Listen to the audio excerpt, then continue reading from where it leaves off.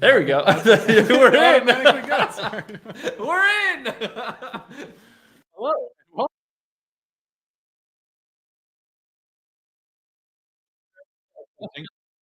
Chris says, locked and loaded for a trouble-free live stream today. Yeah, it's going to be trouble-free. Thumbs up. Good luck. No, we are kind of messing around with some new formatting here. So yeah, bear with us. Let us know if you can or cannot hear us. We are in and out. We're in Is and out. that audio? Is that video? Is that everything? It does look like we're kind of It looks like the blurry video here. quality is not great. Yeah, I think we might be having internet issues. So that means we got to switch around some there are no bits more and ports. bobs. There are no more ports in my computer to plug into.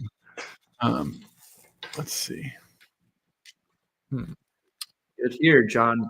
John says 5x5. Video is low quality. We're getting some mixed signals here, but Let me see if this actually through the dongle. Before we plug that in, let's.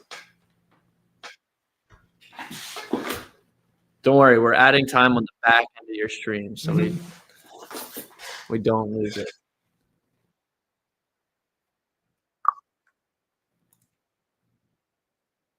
It is charging. Oh, yes. Okay, we're now hardwired into the system. Let's see if this makes the stream Instantaneous improvement.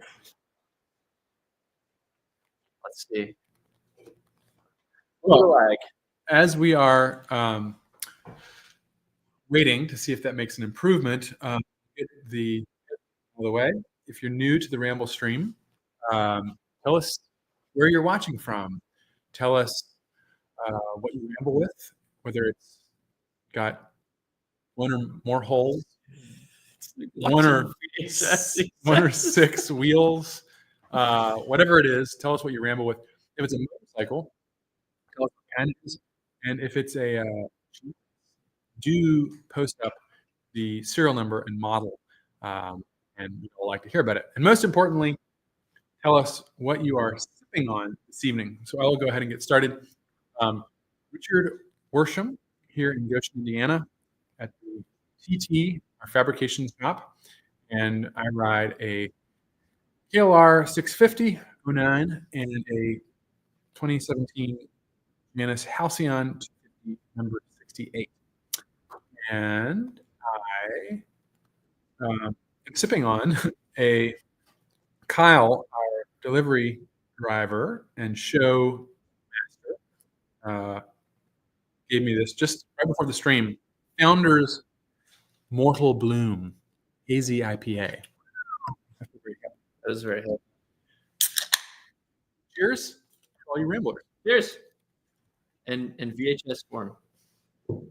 Adjust the tracking on the VCR, Jeff says. Can you hear us okay? Can they hear us? Gary was saying audio was good, but not bad. It's internet. Yeah, I wonder if there's a way that we can.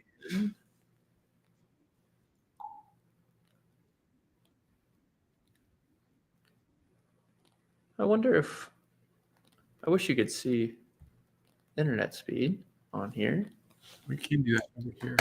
It seems like we might be dropping frames, as they say. My name is Jansen. I'm not rambling on anything just yet, except for my Tesla, which Richard, again, is not so sure about me if it's rambling or not. I'm sipping on a Blue Moon. Non-alcoholic Blue Moon. Zesty. Internet speed appears to be good. Interesting. So, could it be the cord to camera? Maybe. There could be lots of. Well, regardless, we're going to go ahead and make the best of our internet connection. So, tell us if you're not hearing what we're saying. Well, let's go ahead and get started with a poem, as usual. This evening, or if I can find where we're going to go with an old classic.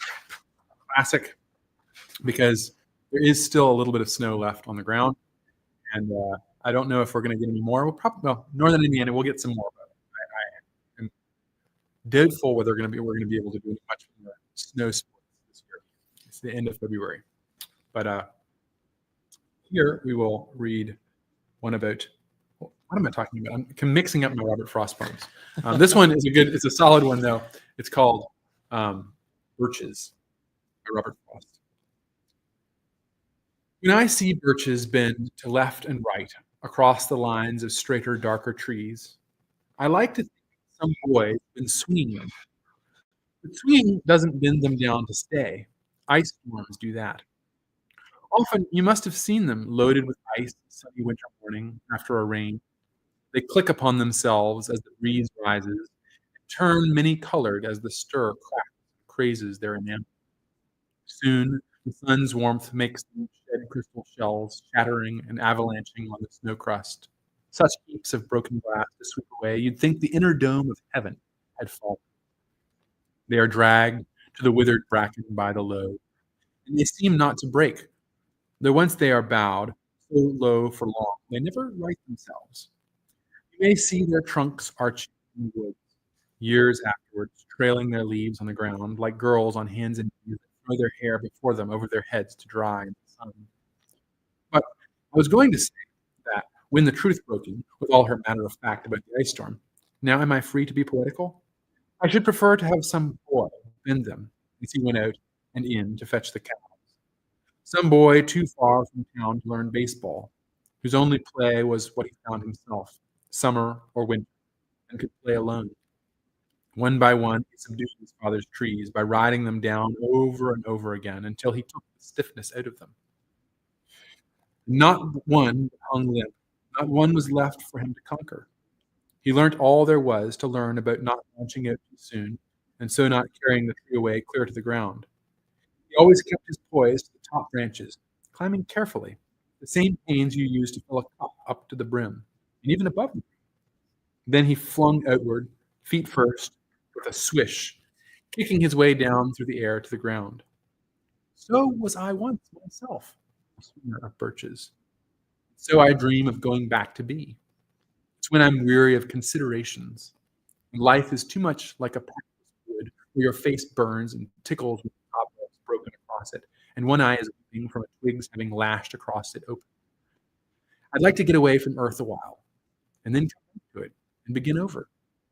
May no fate willfully misunderstand, half grant what I wish, and snatch me away not to return. Earth's the right place for love. I don't know where it's likely to go better. I'd like to go by climbing a birch tree and climb black branches with a snow-white trunk toward heaven, till the tree could bear no more, but dipped its toe and set me down again. That would be a good both going and back. One could do worse than be a sweeper of birches. I mean, you cannot help it. The imagery is just so in your face. It's and the allegory also is so. It's a wonderful poem. To be honest, I have a hard time connecting with. Yeah, I think a lot of people do. The more I hear you read them, the more connected I feel to them, and the more I'm able to kind of imagine what that world is like. Mm-hmm. Yeah, I think one of the best things to enjoy a poem is for it to be recommended to you. You can't go like searching for your own. You're not just like randomly reading this thing that doesn't make sense, or the words are weird. It's like somebody's like, I think I should read this one, or this one might give you, or something like that. And then you're like, I better figure out what this is about. And you spend a little more time with it. And then that's, at least in my experience, poems that I've really fallen in love with, the ones that have a reason to do something for you. Yeah. Whether it's because your teacher is really cool, or because you that poem reminds you of something, and then the goal of is to make all the poems you read like that. Right. But you really have to like just dig kind in. Of narrow in. You can't just read it and like kind of move on. Okay, I mean, there are some poems. Yeah, like that one's pretty. Read it and right. And that's okay. Right. Like it just reads. Right. It's really good. Yeah. Anyway, I love that one. It does have some snow in it. I wasn't right. It does. Winter. Okay. Well, we got any interesting Yeah, comments, we've man? got Simtech 57 says now a poem from the poem live from the dark side of the moon because of our quality issues.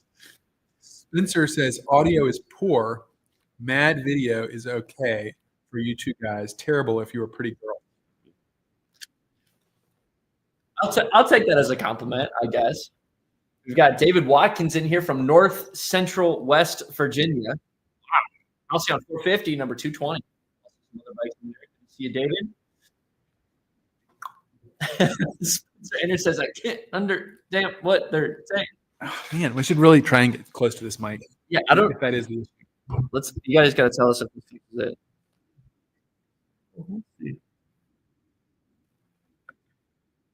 Let's see what that does. So as we mentioned last week, we are in the process of upgrading this equipment. We have new microphones on. Well, I don't know if they're on the way yet, but we have new microphones proposed. The budget is being approved. Yeah, it's got to go through hoops and ladders. Grant's got to approve the budget.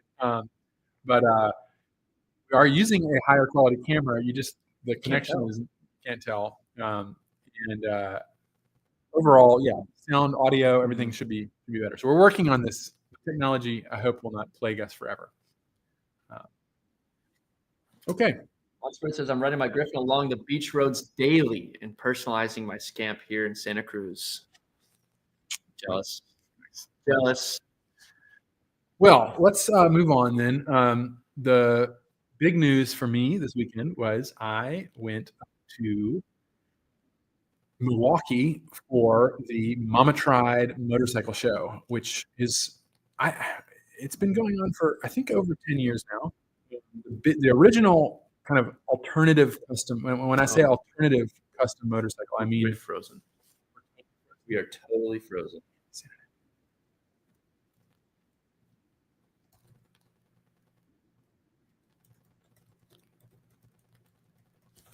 Okay, why don't we try another? Do you want to try the other camera? Yeah, let's try the other camera, see if that fixes anything. Where did I put it? 1 second. If you guys can still hear us, we are freezing, going in and out. Can still hear us, but audio or video is no bueno. We're going to try to switch to the other camera. We'll see if that does anything. I don't know if it will. I wonder if we restart. Maybe restarting. Maybe a restart might be. We should be able to do that. Good for us. Using the link, but let's try this out. Semtech is just reveling in our suffering here. He says, "Who else loves this?" I'm sweating. Let's see if that.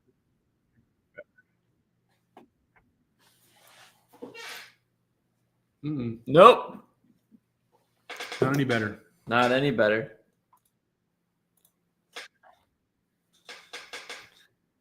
I think we give it a reset. Okay. You guys bear with us. We're so sorry. We'll be right back. And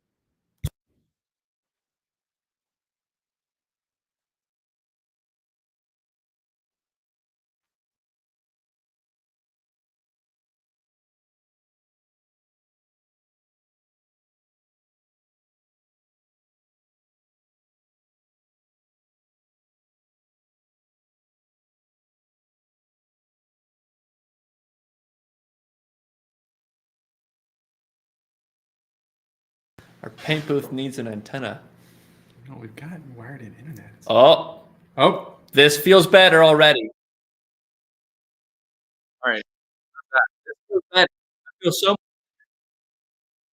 Spencer also finds some humor in this. It's better. Totally fixed. Okay. All right. Cheers, everybody. Cheers. Okay, so back to the program.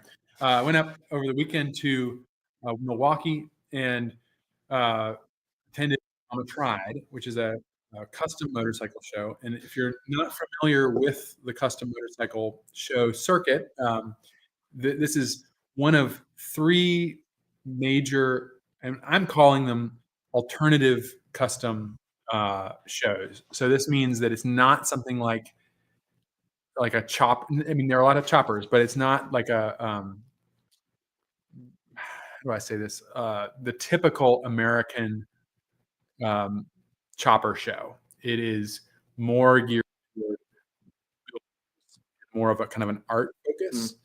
The first major show like this was the one show out in Portland, Oregon.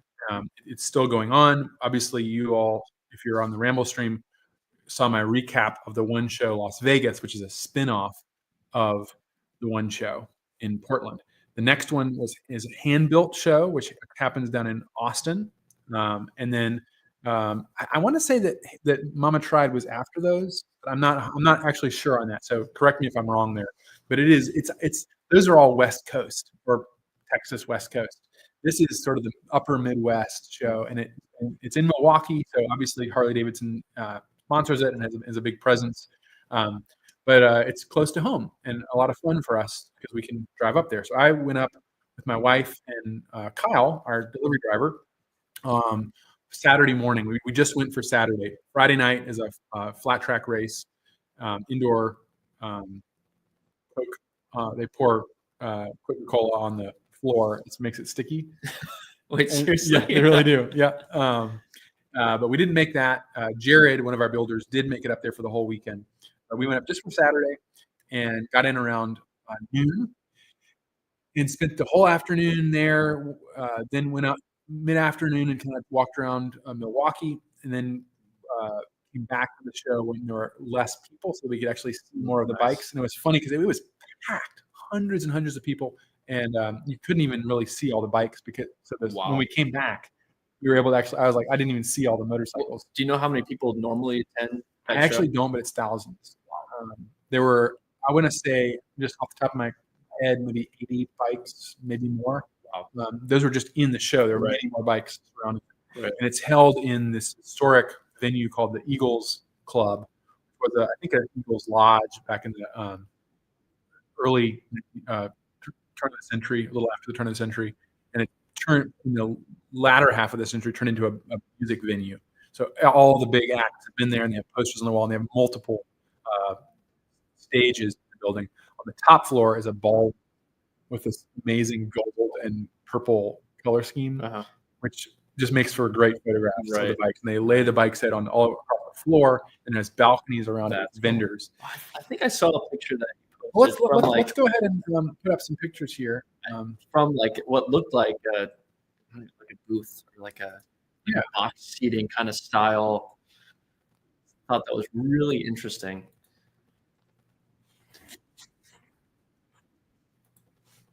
There you go. Referee Moto says, "Okay, after the quality increase, time to end it. Time to be done." What's up, Straw Dog? Halcyon number 769. Here's a great shot of the venue. This is just a massive room on the top floor, and the motorcycles are laid out on white little stands in the center area, and then you can see the balcony, which is actually where it was taken from, looking down over the floor. And I want to say that probably the thing that I like the most about this show is not just the bikes, which are fantastic, but it's the vendors, all this little side stuff that's happening. So they have everything from the big brands, aftermarket parts brands are there, to much smaller shops, even down to like a swap meet level little stuff in the corner. So if you get tired of looking at bikes, you can wander around. You can go get the goodies at the booths where they hand out the free candy and free oil. And there's bars everywhere too, because you're in Milwaukee, so there's a bar on every corner of the room. Beer and cheese. We went out and got beer and cheese in Milwaukee. They didn't have beer. They didn't have cheese at the event. That feels like a mess. We went out and got Bloody Marys and cheese and sausage. As you should. Right. So anyway, I figured I'd just walk through some of the bikes we saw at the show, starting with this one. So I think I've mentioned before that I'm contemplating at this point. I don't want to commit fully yet, but I'm contemplating building a chopper Alcyon 450. You And can't hold on, Richard. You can't just say that on the stream and then not do it. Like you kind of have to do it now. well, maybe if I say it, then, Right. I mean, I'm here for it. That would be really cool. so I was normally you have to be honest. In the past, choppers have sort of left me a little nonplussed. Yeah. But I'm getting more interested in it, and as I appreciate the chopper more, I'm really looking at them. Yeah. So there were a lot of choppers, which is good. Really cool. This is a great, very simple Triumph-based little bobber chopper. Really well done. And this one was extremely elegant. Look at this thing. Look at the lines. I was about to say the lines on the seat even. Paint job was amazing. And the handlebars, no controls visible. Love the exhaust. Very simple. Flat track tires. And of course, shows like this is not all choppers, right? Thankfully. So this is actually a Royal Enfield. Royal Enfield was everywhere. This is what I would describe as sort of a ball door, sort of enduro looking. It's certainly not. It's got a stretch swing arm, but fully custom. Kind of a neat bike. Another chopper with some megaphone exhaust. That's crazy. And the other thing I've been noticing is when you're looking at choppers is that where people, the rules are really strict, like and how to make a chopper. And so oftentimes one of the reasons I think for me that I have been not as interested in choppers is that they that can all look the same. Yeah. But once you start looking at where people find room to express themselves, it's funny. So like the sissy bar. I was about to say, for example, on this one, where do you see that? Well, in all of them, I'm starting to see that sissy bar is where there's always, almost not always, but often a kind of a joke or something that's kind of a little off about the sissy bar. And I didn't show a whole here, but maybe we can do a Ramblestream on sissy bars. I'm just gonna go and take those. But this was a great one. Look how tall that sissy bar is. It's huge. This was a really interesting one. This is not I guess customized by nature. This is called the beach bike, and it has a picture in front of it. This photograph is where the bike was found on the beach. No way. 1971 Honda CL 350. Really neat. And then I thought this was fun. This is the rear sprocket. Had rocks in it. Completely corroded. I think this is my favorite bike, favorite chopper. Maybe because I was so interested in just how it inspired me, but pretty gorgeous bike. There it is back. What I'm really fascinated is the narrowness of them. Is the exhaust? Is the foot pedal on the right higher? Is the foot pedal? That's actually is that just the kickstart. That's the kickstart. Yeah. They put a bike pedal. Okay. Yeah. We can get into details here. Burn the crap out of my leg on that. Everyone was commenting on that, like, yeah, you're really gonna probably burn yourself on that bike. Doesn't really matter. This for looks. Great knucklehead, Harley. That's cool. Check out that sissy bar. That's crazy. Yeah, Triton. Poseidon's Trident. And then a very, very clean BMW single. A little bit rarer to see those, not the Boxer. This was not actually in the show. It was sitting off at one of the vendors. I thought it was a good looking one. Look at see that bar on that one. This is a freehand pinstripe on this paint job. Pretty neat. Are all chopper tanks pretty rounded like that? Depends. Like this one, I want to say this one's called like an alien tank. I'm not a chopper expert, but there's different kinds of tanks, and they kind of part of the style. So you have like diggers. We'll see one later in the. And then you have like peanut tanks, you have Frisco tanks, there's coffin tanks. They're all these aftermarket. Probably people would buy them in magazines. Yeah, and they would put them on their bike. Okay, they're designed for. Cool. A ratty fender, another great one. I think this what would be called more of a Frisco style tank, where it's up at this really elevated angle. Like there's tons of above the engine. Okay. A very highly restored Harley Davidson with a green theme. There's another great chopper. Headlight. Yep. This one, pretty absolutely stunning. This one is like a chopper / land speed, like a drag bike. Yeah. It's got the drag bars. It's got the drag bike fuel tanks, the tubes on the top. You can lay on top of. And if you look at the rear tire, well, we'll see. I think at the rear tire, it's a flat drag style tire, but beautifully done, stunning bike. This one's a Yamaha. It's been turned into kind of a cafe racer. Good shot of the top there. Another view of the venue. They had a helicopter suspended in the middle of the floor. And then I thought this was a great show attendee with his Pabst Blue Ribbon patch, mullet. The hair is phenomenal. Really cool. And look at that handlebar. The handlebar's got a square in the middle. This is actually a matchless. So great, very rare to see a matchless chopper. That's really that cool. Beautiful engine, big old single. There it is. Look at that. Good grief. Amel card. BMW. Another shot of the venue. Oh, here's the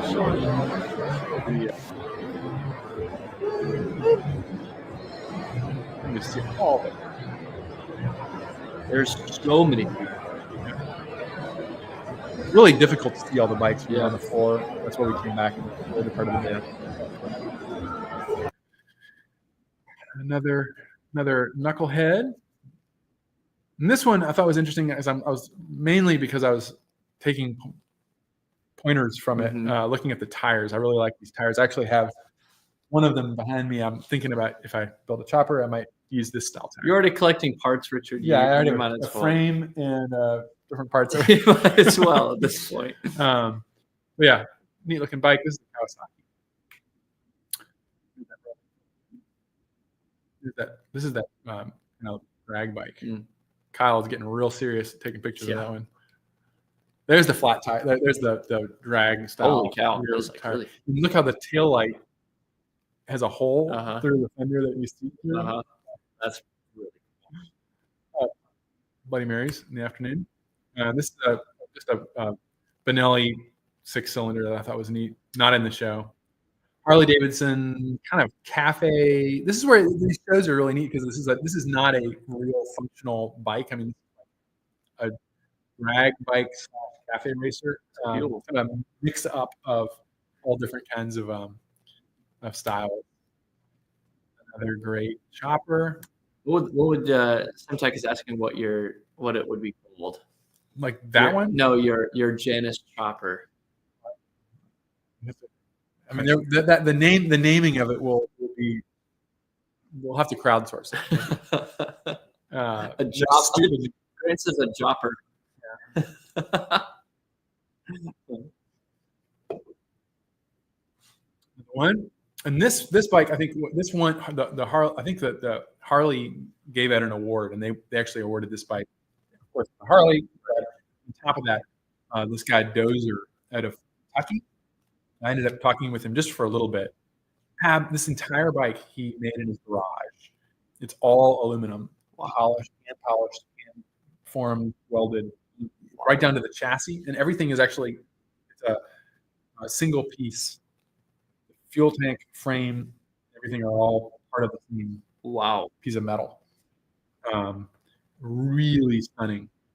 The exhaust is this part protruding through the frame. Probably the part that got. Look at that. Hand shifter. Crazy. Really well done.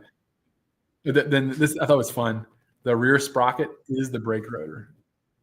The caliper on the sprocket. Right. Obviously not been used. Right. This is my favorite part. Tail light. That's crazy. It was That's great. So are there rules that these bikes have to be rideable, or is it just like anything that kind of? I think it's mean, I think that's something that people just take on their own. Like they want to technically should be running. Right.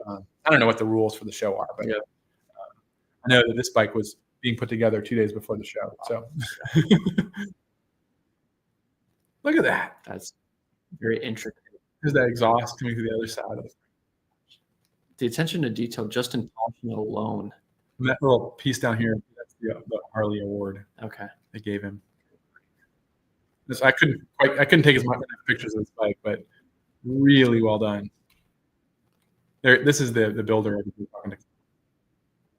He looks like someone who would build that motorcycle. There's some rabbit ear handlebars. This is another chopper style.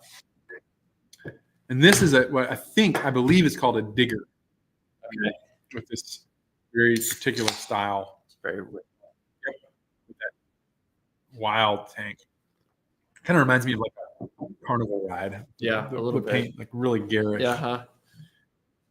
This is a little charger on this end of the seat. We're going to turbocharge a Griffin 450. Let's see.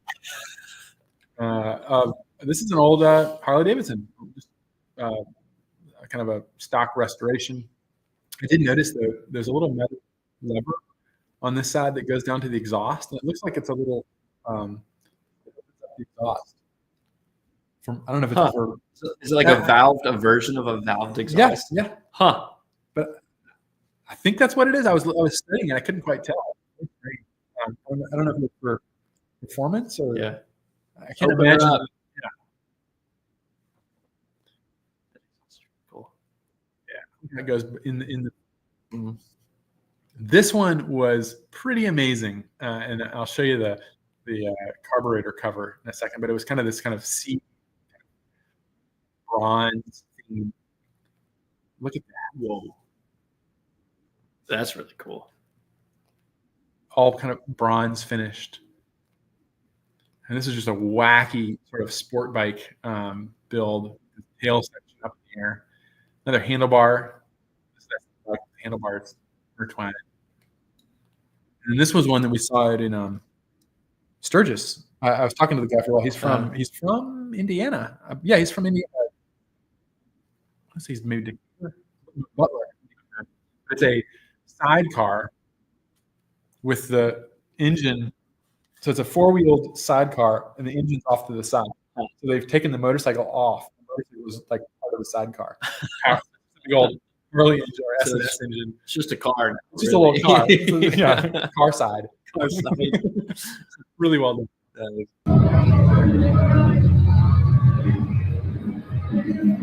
We have it.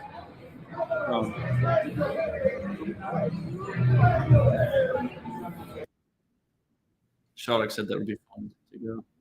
Yeah, I highly recommend Trad. If you want to go to a good show, if you're in the Midwest, it's close by. If you're on the West Coast or the Texas area, built for the one show are coming up in the coming month or two. Nice. Yeah, the shoes. I love looking at pictures of the shows. All right. Well, you want to do builds of the week? Let's do bits of the week. So, backed by popular acclaim, we're going to do builds of the week. Starting here, we have not had time this time around to actually list the owner's name, but we're just going to go through them and show them to you. If you spot your bike here, sing out in the comments. This is a Halcyon 250, number 1,160 on the build stand. It looks like it's got almost everything on there except for grips and the exhaust.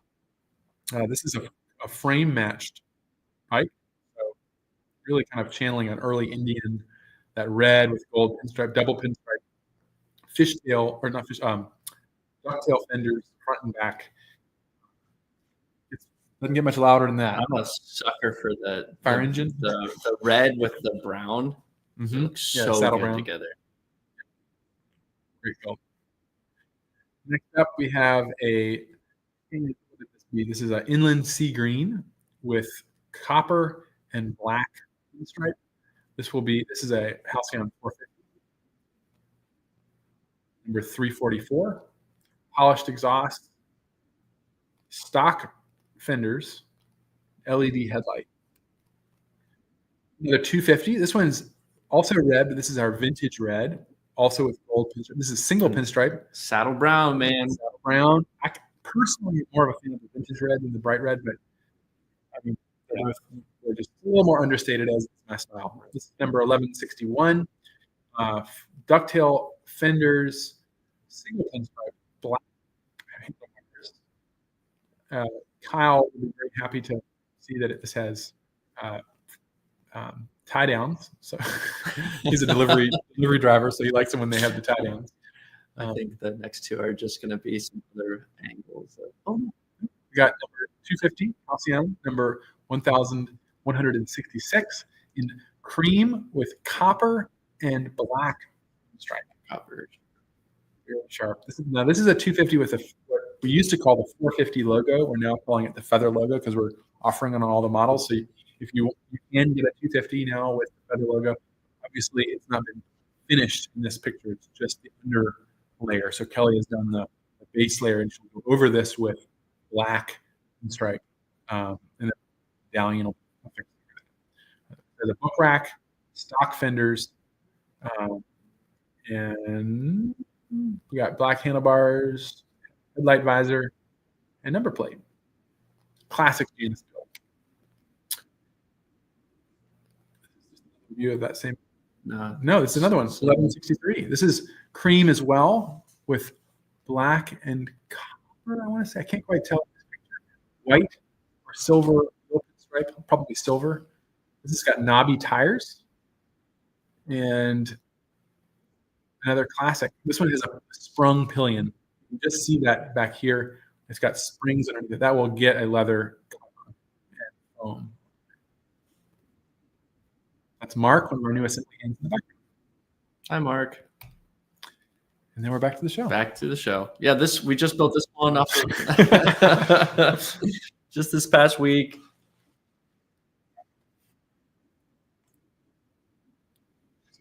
So, at this point, I think we're going to round out the show. We've got 20 minutes left, and we can look at comments and also maybe have a little bit of conversation.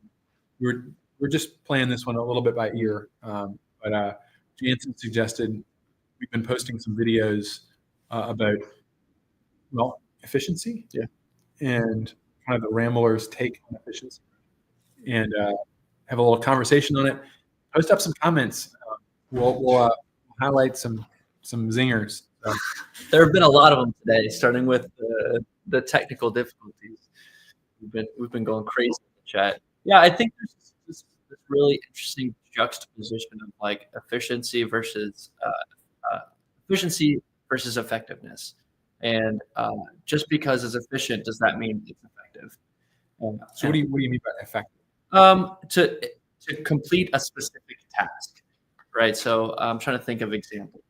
I mean, riding a motorcycle, of course, is going to be our easiest example because you can ride efficiently.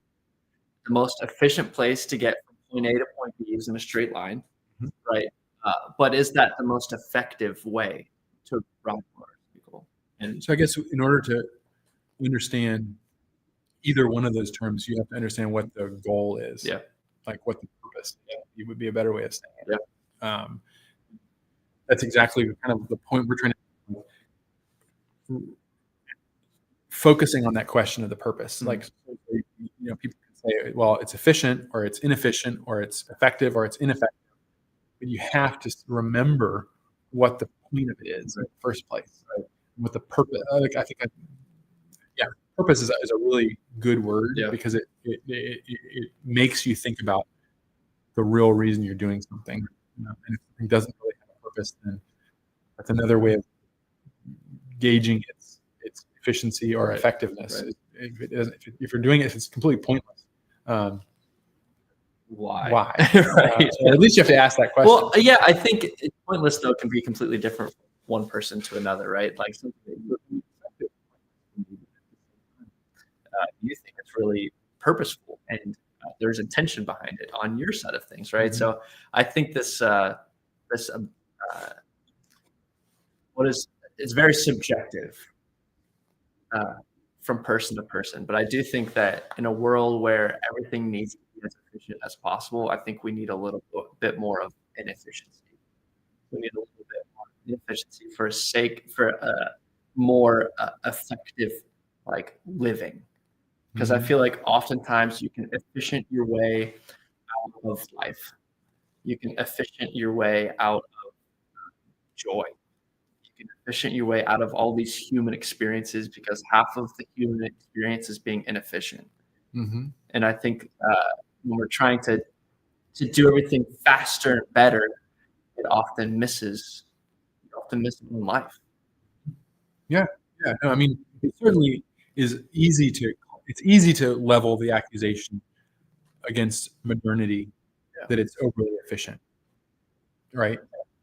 The example, one of the short videos we put out was just Jansen asking me about, like, we ended up talking about Tesla versus a Janus, and the obvious answer to, in light of efficiency, is that the Tesla is all about efficiency, and it's about getting you from one place to another in the most comfortable, fast, effective, like, well, they're mixing the terms up, like, it's the best way of getting you from one place to another, with a minimum amount of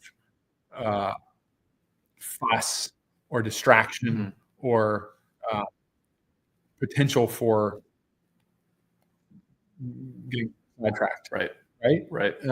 And the essence of a Janus is to basically do the opposite of that, in the sense that the goal, the purpose of a Janus is to allow you to not be like ferried from one place to another in the most efficient way. Right. So the purpose is for you to be able to pilot the machine, right? Which in and of itself is inefficient, right?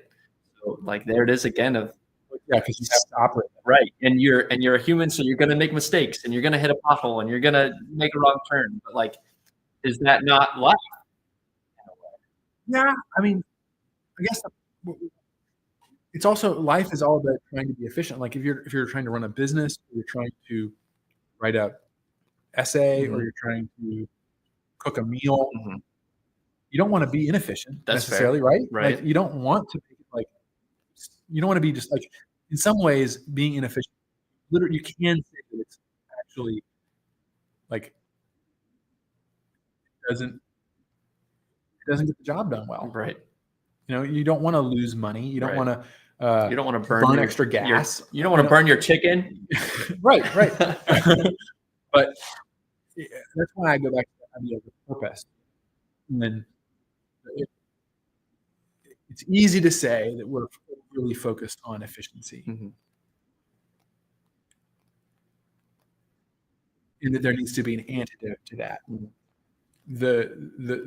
Where that question of purpose starts kind of adding, like, becoming a springboard for us to like really dig into this, is as human beings,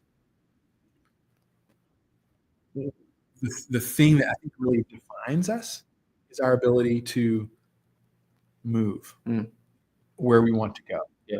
Right. Like we're not a tree, we're not a rock. Right. You know, we are able to move, and we're autonomous. We have autonomy, like an automobile, in the sense we can move ourselves.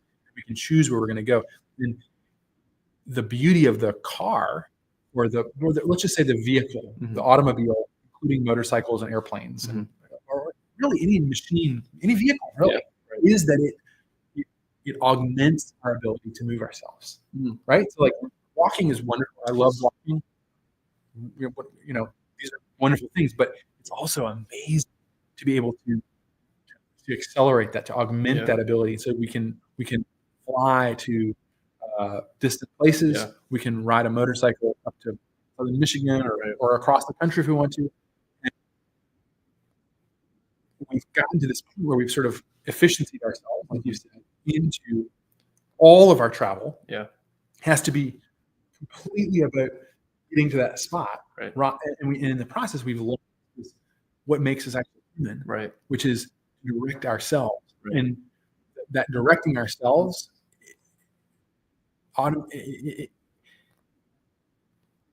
it comes with a lack of regulation and a lack of like other people. It's that agency. It's that your freedom to do whatever you want. You get to make the decisions. You are making the decisions. Right. And you're also responsible for repercussions. And that's really important because one of the big arguments of efficiency in like the modern like Tesla is it's just such a great example. I'm not Tesla. Every time it's twisting a dagger. It's fine. But the problem is that when you start pursuing efficiency, the argument that always trumps any other way of approaching it is it's safer. Yeah. There's less energy. There's just, you can't end the number of arguments against walking or, riding dangerous vehicles. Right. And like, and yes, you take on those responsibilities. You also, it's inherently higher risk of your family. Yeah. Or having an accident. Right. But that is like a balance that I argue as humans, as creatures, that we need to protect. And the Janus is there where our goal is to heighten that, to augment that ability, make it more and more like helpful to you. Yeah. When you're going Mach 1 on your Hayabusa, it's hard to feel what you're riding through. It's hard to think about anything other than, oh crap, I hope I can hang on. So that's another point is like the Hayabusa, or so the very, very fast Suzuki, is that it's optimized for a very particular function, to be the fastest, which was to be the fastest road bike in the world. And it's all about power and getting you there. And so its power band, let's just not actually talking about its power, it's like its mechanical power band, but its power band that it focuses on is it's outside of the limits of what you're able to encounter on a daily basis. Right. So it's like you're all flying the Concorde, right. Supersonic speeds, so fast, right? And so that means that you can't experience it on a regular road ever, or maybe you can, but it's like you're breaking the law, which is up to you. But like, and two, it's probably on a highway, not a twisty, beautiful road. To actually encounter all of it. Now, I get that it's a rideable machine, but it's probably fun. I've ridden one. They're quite fun. Especially over 100 miles an hour. Right, exactly, because that's what they're built for, right? Like I like that point of acknowledging, like, sometimes machines are built for different purposes. Going back to the efficiency versus effective conversation, and understanding that, like, in order to be able to say that something is effective, you have to know what is its intended purpose.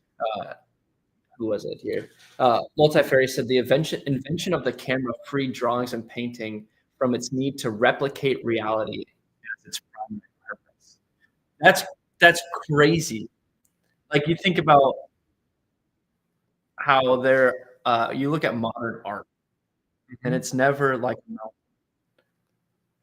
I can't say that. It's often not a mountain. It can tend toward abstraction, right? Because that's where our brains go by default, because maybe we've got something else to replace it with. Right. Yeah. I mean, the invention of the camera freed drawing and painting from its need to replicate reality as its primary. I mean, maybe. That's a really good question. Maybe we can dig into that one. Yeah. I like that. I mean, it could also be argued that the camera. Well, yeah, I like that. I think that's really insightful. I think I think that's a great example of modern technology changing the way that we interact, and it changes the intended purpose for the things that we've interacted with before. And I like what Charles is saying, that you can't judge efficiency if the end goal or purpose isn't accomplished or it isn't taken into account. I think that's definitely what we're arguing. There's one other comment in there. That was interesting. I got to use the entire power band of my motorcycle for the first time since First ever ride on my Janus Halcyon 450. By the way, Rev Free Moto. I'll just highlight that comment because here, Rev Free just posted a really wonderful video. He just received his bike. Yeah, I saw that. And posted a YouTube video about it being delivered in the middle of a snowstorm by John, a delivery driver. And I've actually linked that. If you're on YouTube, it's below. It's a link in the description below. Definitely check it out. You got the full experience of what it's like to receive your Janus motorcycle with from John, our retired delivery driver. So I started working here in 2021, and I'm pretty sure we threw a retirement party for him in 2021. So I don't know what that means, but he's still here. Yeah. So anyway, check that video out. I had a Yamaha it was everything I thought I wanted. It was everything I thought I wanted. I really wanted what I got on my Janus. Oh, yeah. Interesting way to say that. I think the point that kind of the general point that I think maybe points to a superiority of focusing on the experience of riding, of your autonomy, that maybe it's not just subjective and that it has a more universal appeal, is that we're talking about motorcycles, we're talking about machines that you operate, right? that are human centered. And the reason that we ride is not to get to somewhere in the most efficient way possible. Right.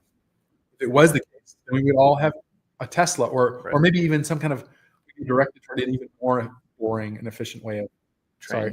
So it's okay. I have a lot of fun in my car. I don't know. But like the point that we're doing is all riding motorcycles, at least in the United States, like I say it repeatedly, because we want more of that experience. So why in the world would you have a bike that doesn't focus on that and doesn't allow you to do that more of the time? Right. So our goal here is to, or your goal with any of these, like a custom motorcycle or a vintage bike, or even, dare I say it, some other OEMs that are making motorcycles right now. Right. There are many bikes out there that offer that experience. Yeah. What we're trying to do is a very particular version of it, which is when you roll it out of your garage, the experience starts. When you look at it in your garage, the experience can happen because it's so beautiful. We're trying to make it so beautiful that you can just sit in your garage and look at it and enjoy it. Then you get on your driveway, you're already experienced. Its power band doesn't stop. Right. It's continual. It's forever. And so it's not peak. I'm talking two-stroke here. It doesn't have a peaky power band where you can only experience that at a certain point. We try and make it as wide as we possibly can so that it incorporates all of your riding. Yeah. When you stop at a gas station, people are wanting to talk about it. And that's part of the fun. Right. You get to meet people. You get to, to experience that power band throughout the whole, every part of it. And yes, to be general like that, you do some things like, you're not able to go 120 miles an hour. Right? Can't do it. Won't do it. Off a cliff. Downhill. Quickly. But or you can do certain things, but in general, it's like a good way to experience a distilled version of why we ride a motorcycle in the first place. And that kind of gets to, like, I think Charles's point, like that judging the efficiency, you have to keep that purpose in mind. Right. And that's kind of why I talked about that. Like the purpose of motorcycling is to feel your autonomy, to feel that's it. Right. To experience, to feel your autonomy. Right. In a more augmented way. I remember riding down to Indy for the gentleman's, what's it called? The gentleman's distinguished gentleman's ride. And riding down, I think I may have told this story last week. Did I? I feel like I've told this story recently. Go for it again. But I remember going through Logansport, and I remember going through all these little towns and seeing all these different little things that these little towns had to offer. Resting at this little podunk Dollar General, just because I needed a little break, and being able to stand up on my legs and not have to worry, and being able to drive through cornfields, like, and feeling the humidity off of the corn husk, right? So that was my experience on the way down. And then when I had to come back, there was a storm that was going to line up with my ride. And I knew that if I had taken the back way, the way that I came, I was going to get soaked. So I didn't have any rain gear. So I buckled down and I just took the interstate all the way back home for 2.5 hours. And when I got to Indy, taking back roads, I got off my bike and I felt refreshed. I felt alive. I was like, this is great. I'm so glad I did this. I don't care that it took an extra, 45 minutes to an hour. When I got home on my way back, I was exhausted. I just was like, I don't want to ride my motorcycle for another 2 weeks because that sucked. And I think that goes to say, like, they're intended to be used to take back roads. And I know that's like a very cliche thing to say about motorcycles, especially as like a motorcycle company, like take the back roads. But like that's literally the intention of a Janus motorcycle is to take the back roads and feel the the definition of an interstate is efficiency in getting you from one place to another as fast, as safely, as comfortably as possible. They're designed for that. And they're also, in the process, they destroy neighborhoods and cities, and they make noise, congestion. But like the back, maybe we need them. We argue it, like no one. Maybe there are people, but I can't understand wants to ride an interstate motorcycle. Like you'd always ride on a back road. Right. Sometimes we have to hop on it because it's there. It gets you there faster. Right. I've done it many times. I've ridden across country on the interstate. Andy, I'm running out of time here. Andy says, ETA on the side stand alone larger rack, on the standalone larger rack from the Duluth kit, rack with it the bag, H450, ETA on the side tool bag rack for the 450. The question: the tool bag rack is, I'm gonna say, I can't remember if I've actually already placed an order for it, or if it's still final of being approved finally. It's almost out. That one's like done. It'll be out soon. The standalone rack for the Duluth kit. So basically what that is we're allowing you to be able to buy just the rack. It's like the easiest upgrade option we've ever made. That one is because we make them right here. So they have to order one. We'll get it to you right away. We just takes a little bit to get the material in, but quick turn. If it's not listed, send an email to Danielle, and maybe she'll get me tomorrow. Get on the list. Carson Branham says, I ride my Janus because it gets me where I want to go in the most enjoyable experience possible. What I have ever had on two wheels. Saw my Janus Halcyon 250 with mold coat stage 4+. Awesome. Okay, well, we're still obviously dialing this in. We're going to work on our repartee. We're going to work on the setting so it works better with the camera. We're not trying to like crowd into like one corner. Microphones, obviously, but we love your feedback. If you don't like something, send us an email. If you like something, send an email, comment. I should start using this more, but the email address that I think I'm going to use for this is rambling@Janus Motorcycles. And so that's going to be like the catch-all email for Ramblestream, Janus Ramble Talk. And that comes right to me. So shoot an email there. Obviously, you all already know my regular email address too if you've been on the stream before. Maybe don't use that some one other anymore. personal information that should have been posted. But there you go. So we really appreciate all of you all joining this evening. We're both extremely excited about what's next for the Ramblestream, how we're getting better at this. And of course, serious, we will not get too efficient because that would defeat the purpose. That'd be silly. Yeah. All right. Expect more technical difficulties. Exactly. All right. Take care and see you all next week for Ramblestream number 72. Cheers.